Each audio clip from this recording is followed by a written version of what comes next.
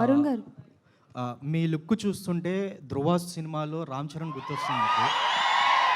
ఆహ్, ఈ even team కూడా సేమ్ టీమ్. నవదీప్ గారు కావచ్చు, ఆలీ కావచ్చు. సో మీరు ఇప్పుడంటే రామ్ చరణ్ గారు పాన్ ఇండియా స్టార్ అయ్యారు కాబట్టి 'ధ్రువ 2లో మిమ్మల్ని చూసే అవకాశం ఉందా హీరోగా? నేను ఎందుకు చేస్తానండి ధ్రువ 2. చరణ్ ఒకవేళ చరణ్ సినిమా అది చరణ్ చాలా పెద్ద హిట్ సినిమా. చరణ్ని చాలా చాలా ఫస్ట్ టైం చాలా కొత్తగా చూసిన సినిమా అది ధ్రువ. కానీ ఇందాక మీరు చెప్పినట్టు నవదీప్ గుడ్ లక్ చామ్ అనుకున్నాం ధ్రువకి. ఈ సినిమా కూడా మాకు అదే అవుతుంది. నిజంగా మా ఫ్యామిలీలో చాలా మందికి బాగా క్లోజ్ తను. మా అందరికీ బాగా మిత్రుడు and very happy to work with him. And నేను ఎందుకు చేస్తాను సినిమా అది అన్నయ్య చేస్తాడు. నవదీప్ ఆ సినిమాలో లేవు కదా నువ్వు. వరుణ్ గారు. One more question.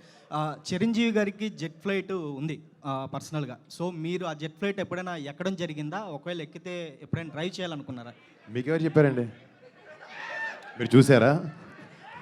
అంటే మీరు చూసుండొచ్చేమో కానీ నాకైతే కనపడలేదు ఎప్పుడు.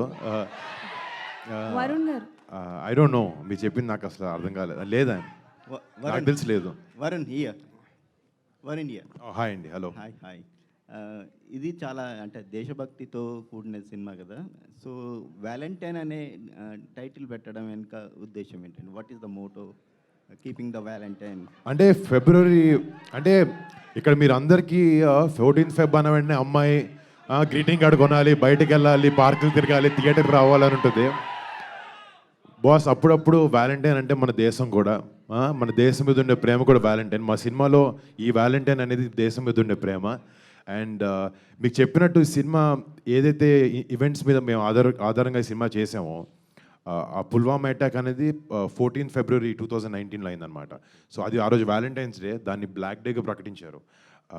సో ఆ ఇన్సిడెంట్కి ఏదైతే ఆన్సర్ ఇండియన్ ఎయిర్ ఫోర్స్ ఆ మిలిటెంట్ ఆర్గనైజేషన్స్కి ఇచ్చిందో, ఆ ఆపరేషన్కి ఆబ్వియస్లీ ఒక పేరు పెట్టుకుంటారు.